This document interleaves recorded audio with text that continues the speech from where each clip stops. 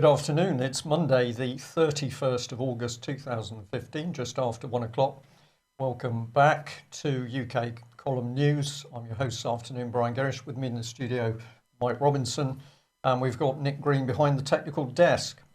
Well, of course, here we are, UK Column, working on a bank holiday Monday, and very happy to do so. Absolutely. Everybody was going home from Devon yesterday, Saturday, because the weather was so bad anyway. Well, yeah, unfortunately, we better just comment on the weather and the reports that we've had from those of you kind enough to give us a weather report from your region in the United Kingdom is gloomy, raining, promise of rain.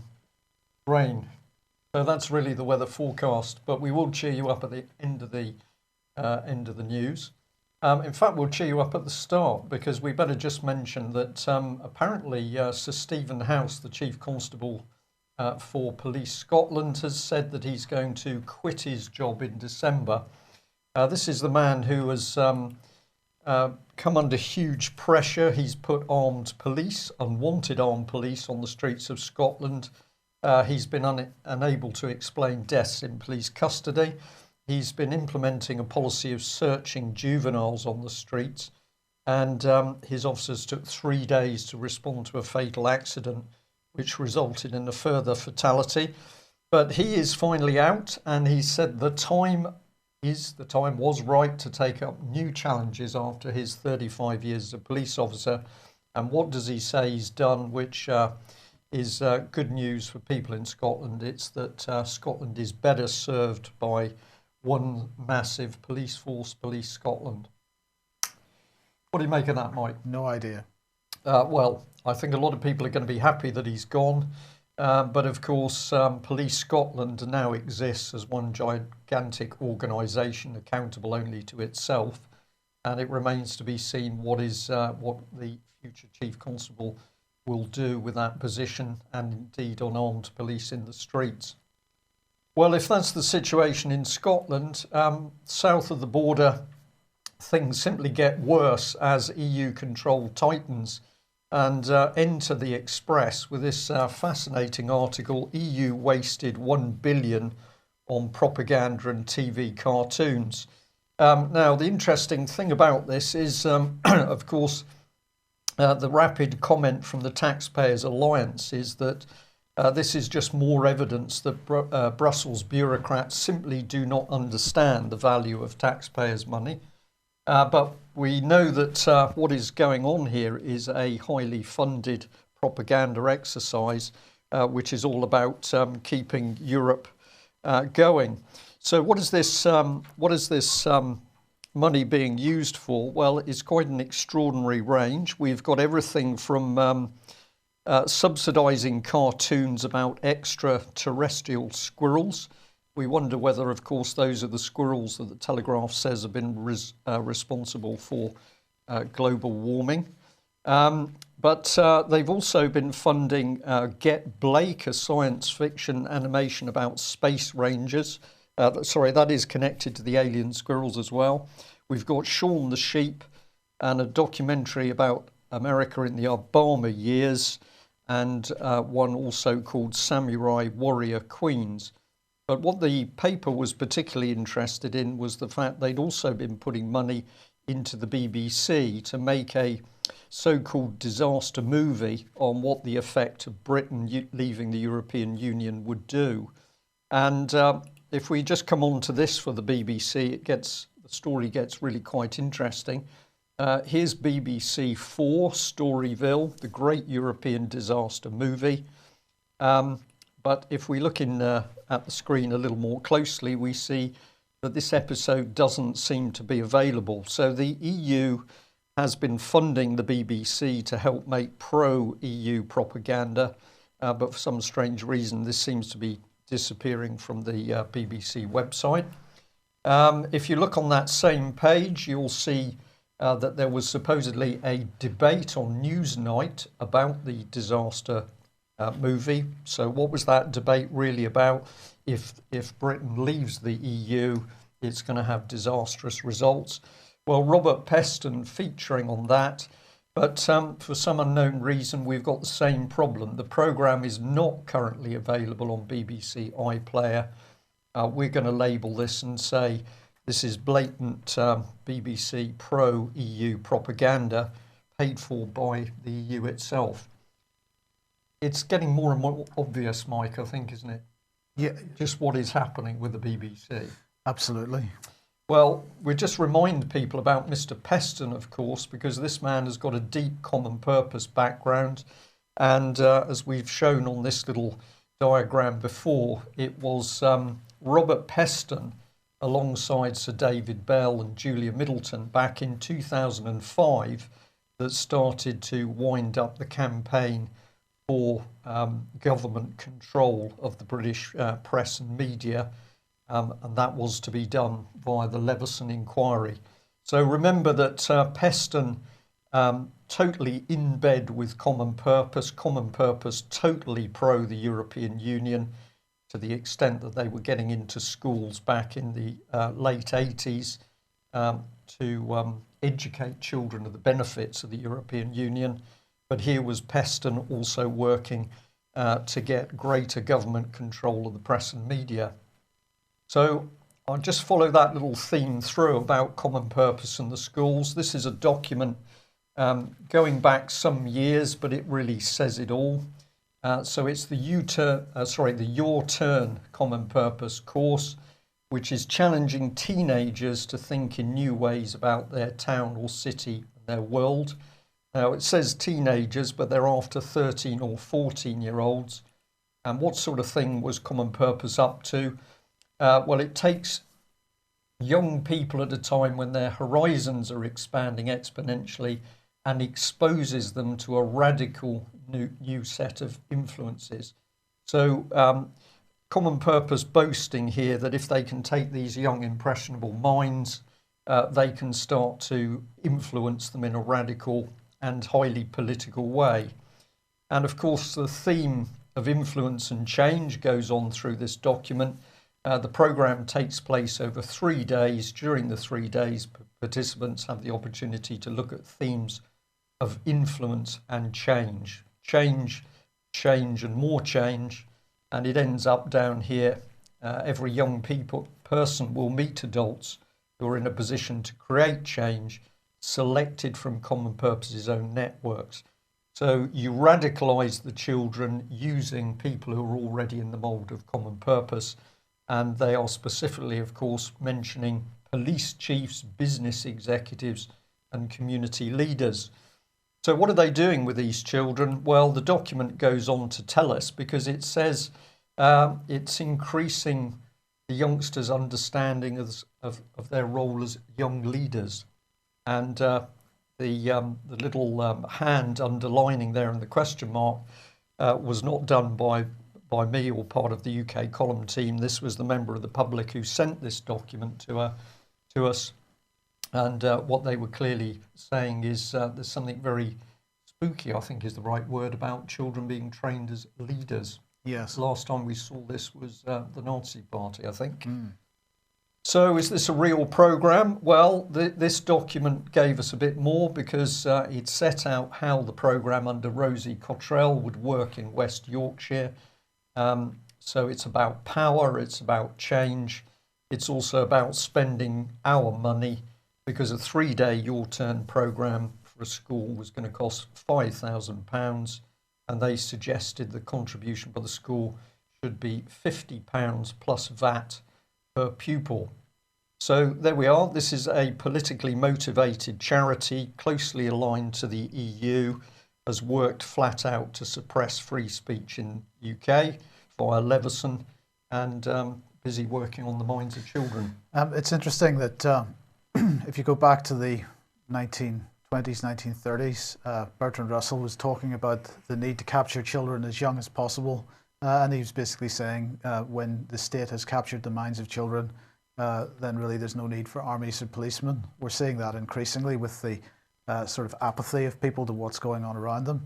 Yeah. But as well as that, if you've anybody that has seen the new advertisement on television for Windows 10, and of course there's been a lot of furore over Windows 10 and the privacy issues that surround Windows 10, Well, Microsoft is basically sticking two fingers up at everybody because their latest advertisement basically shows a group of youngsters, and Microsoft's message is, these children are growing up with Windows 10 and we don't care what you think. You can have the little privacy concerns that you would like, but by the time these children are your age, it won't matter anymore. And that's pretty much the arrogance and the message of these people. Capture the minds as young as possible, and away you go. I believe there's also a quote from Hitler, which was that he didn't care about the existing generation, because if he could gain control of youth, then he owned the future. Well, remember that this is a poisonous mix of the BBC at work using licence payers' money in order to produce government and pro-European propaganda. Let's delve back into the BBC. We have mentioned this one before, but it was the Telegraph BBC accusing propaganda after depriving licence fee payers of TV.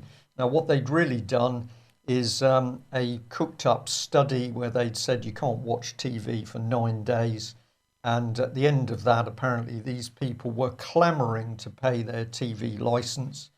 But the BBC wouldn't disclose how much the study cost to conduct, but it included an 8-minute long video and a 52-page report, 90-minute interviews with each of the 70 households at the beginning and end of the test. And remember, according to the BBC, these households were just desperate to get the BBC back in their lives because it was such extraordinary value for money. Well, who was driving this lot in the BBC? It was this gentleman, Nick North, director of BBC Audiences.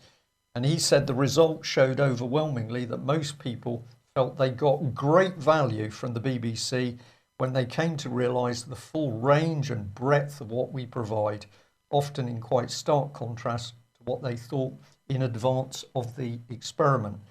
So interesting language there. It's an experiment. We're playing around with people, manipulating people in order to get the right result. They're desperate for the BBC. Well, we thought we'd have a little look at Mr. Nick North. What sort of background has this man got? Excuse me. And, excuse me. Excuse me. That frog appeared from nowhere. That's probably a politically incorrect statement. So here's the man, July the 15th, 2014, by DRNO. And they're saying he's just been appointed to the BBC, excuse me, but he's had 11 years at GfK, where he was serving as head of innovation and global lead for media and entertainment. And it also points out there that previously he was a specialist in researching the impact of Russian TV. So this is quite interesting. You get into that Russian company, highly specialised, deep research to see what the effect of TV and media was on the mind of people in Russia, and in particular how it helped create or undermine national identity. So can we trust this man and where he's been trained? Well, we'll leave it to the audience to work out, but let's have a look at GfK. Here it is. It says in 1934, Professor Wilhelm Verhoeven founded GfK. Our mission was simple: to make the consumer's voice heard. It's a mission that's guided our thinking from the start. Well, we always like to see who the people are we're dealing with, and you quickly come up that you've got some pretty heavyweight ex-IBM people driving this organisation with connections into companies, of course, like PricewaterhouseCoopers. But we did notice that while they're proud of their past, which starts in 1934, there's quite an interesting gap through to 1960s. We wondered why that would be, and we think we found the answer in this book, Nazi Marketplace, where the book spells out in quite some detail that GfK was used quite comprehensively within the Nazi system to evaluate the effectiveness of many of the Nazi regime's programs, including their, quote, Enlightenment work. But of course that goes for IBM as well. Indeed it does. And so we've got an interesting mix. We're not accusing any individual of any anything underhand. What we're simply saying is, isn't it interesting to see where various company ideology comes from? Is that ideology now being drifted across, excuse me, into the BBC to manipulate people's minds? Well, on a sad note, we're sorry to announce that Malcolm Treacher has passed away. We learnt this over the week that we've been off from UK, but we thought we would like to make a tribute because Malcolm has been one of the staunch supporters of UK Column, but also a person out there trying to get information out as what's been happening in the country in his own right. Well, indeed, and he ran he ran a series of talks in Pusey for quite a long time. He ran the Inquiring Minds inquiringminds.cc website for a number of years, and in fact was one of the people that volunteered to help whenever ATVOD was causing us difficulties. So he's always been a supporter, and yes, very sad.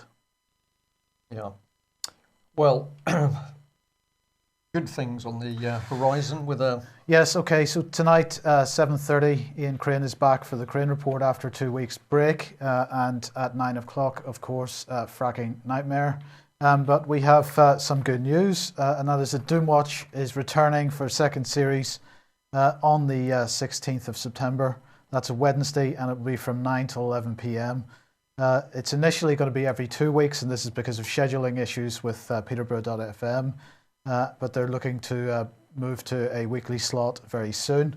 So this is Alex, of course, presenting, and his new text jockey is Jade Cawthorne, and she has passed the various muster and is becoming the new text jockey for that. So we look forward to seeing the team again then. Indeed, excellent. Absolutely. So this is another joint exercise between us and Alex's new enterprise, which is Hereward TV.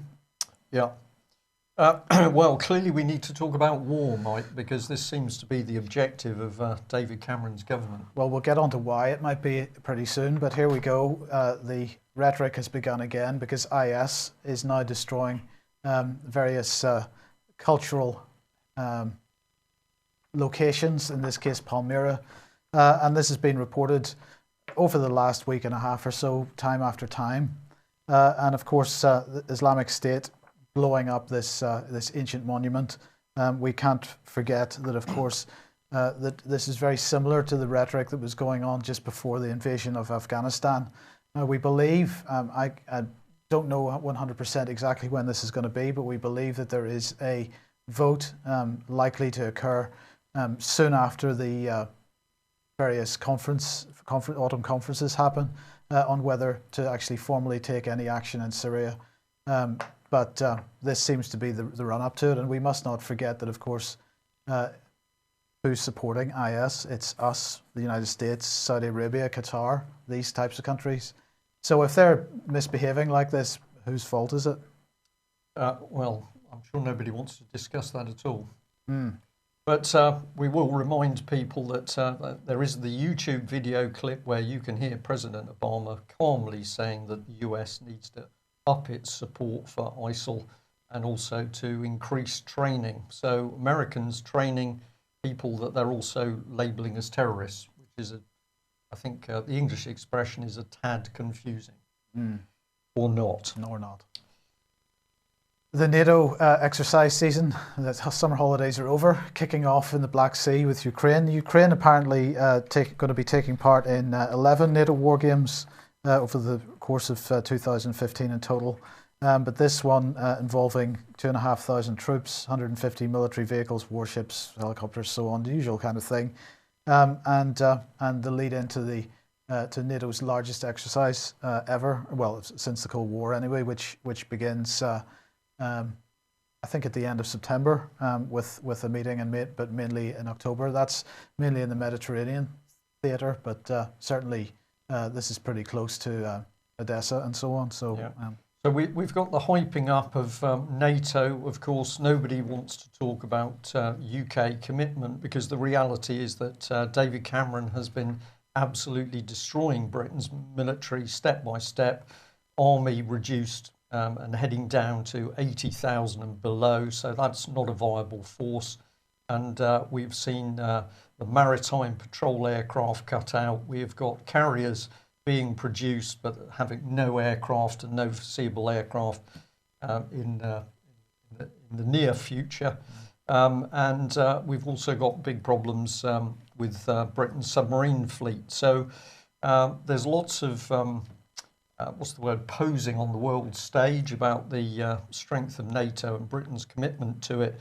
But certainly in a maritime sense, David Cameron seems to be intent on destroying Britain's military capability, which of course means that we can be more easily subsumed into a European defence force, the European Army.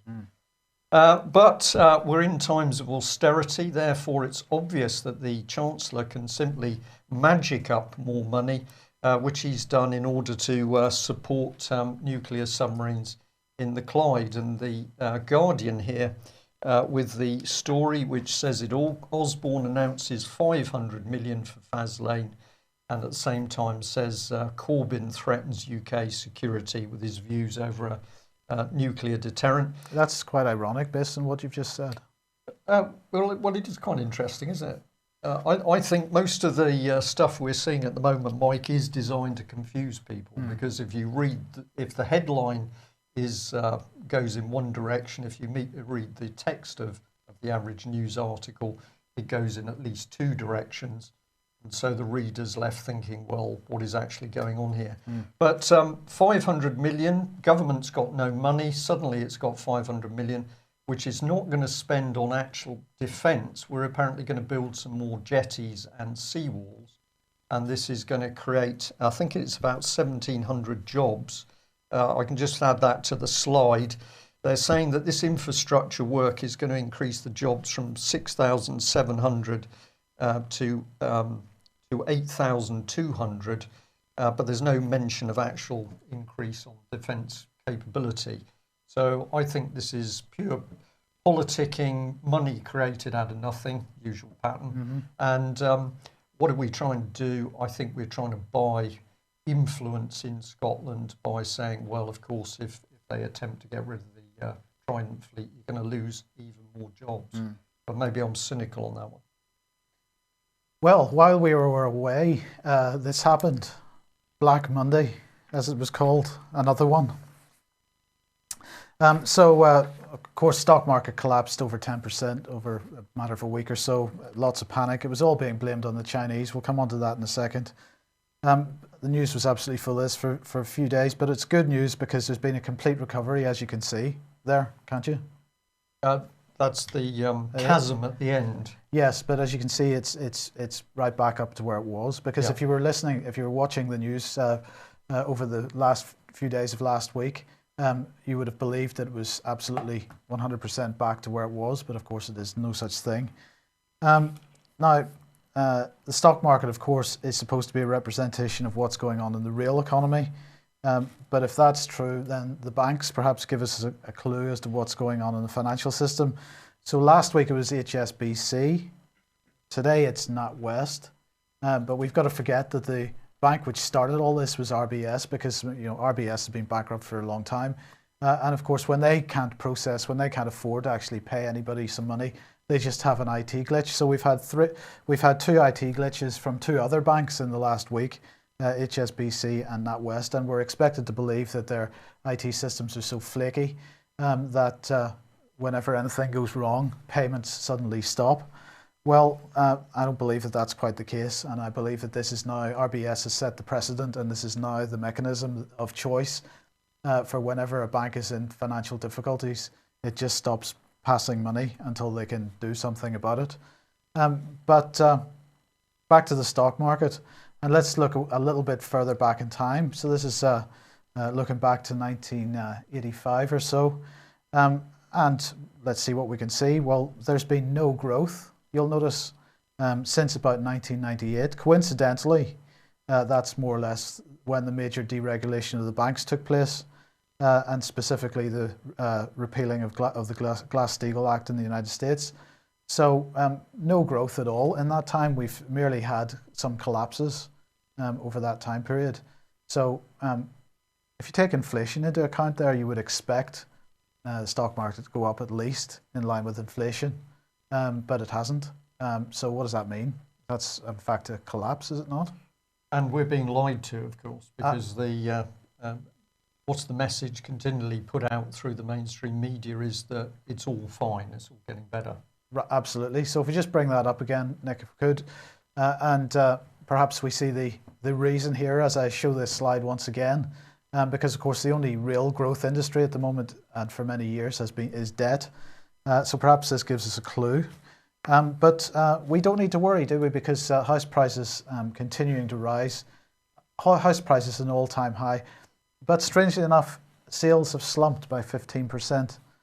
So no demand, but the house prices keep going up. So why is that? Well, of course, before we get on to that, the reason for this, according to the mainstream media at least, is because of the general election. That's why the house market has slumped, because the general election occupied people to such an extent they just didn't want to move, apparently.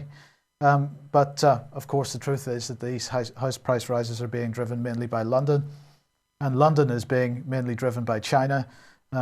China, of course, has a massive desire to get rid of worthless paper currency as fast as possible and buy up every physical asset that they can get their hands on. So they are buying up most of London at the moment, along with other cities around the world. But of course, this is the same China that's been getting the blame for that stock market crash, this most recent one. Now, I have to say that, as usual, Liam Halligan has it more or less on the money with this article, although I disagree a little bit with the headline itself, because I don't think China should take any blame whatsoever for current events. He's suggesting that the West must share blame with China. I don't think China should take any blame for this. After all, China hasn't been blowing all the bubbles over the last 40 years. That's completely down to us. China didn't tout for 90% of the world's manufacturing. We gave it to them. In fact, we demanded that they produce for us. And China hasn't pumped more debt into the system than the system can bear. We've done that all on our own as well. So the one thing that China did, and of course it continues to do, and this is something that we in the West absolutely abhor, is that China is building infrastructure. I mean, we can't have that. We can't have China developing as a nation. That would push wages up. And we can't have people in China having decent wages, because that would make all our iPhones and iPads just too expensive. And we can't have China working with Russia, Brazil, India, or South Africa to build a new economic system based on physical production. That wouldn't be the thing at all. Now, as Halligan says in his article here, since the 2008 financial crisis, the Chinese currency has appreciated by some 40% on a trade-weighted basis, as the likes of the UK and the US, and more recently the Eurozone, have engaged in turbocharged quantitative easing, with the Fed and the Bank of England expanding their balance sheets by a colossal 4.5 times and 6 times respectively. Now faced with tumbling exports, China is finally responding, and he's referring to China devaluing their currency recently. China is finally responding, and across the Western world, reality is hitting home. Asset price bubbles blown up by money printing and negative real interest rates eventually go bang. And this has very little to do with China, indeed. So that's what Halligan has to say. China, though, can withstand the financial reality of what we're about to face. It won't be pleasant for them by any means, but it won't be terminal.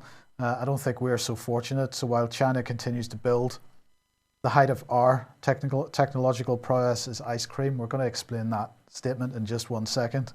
All the while, we're talking about more quantitative easing, interest rate rises, and at the moment that would just add fuel to the fire.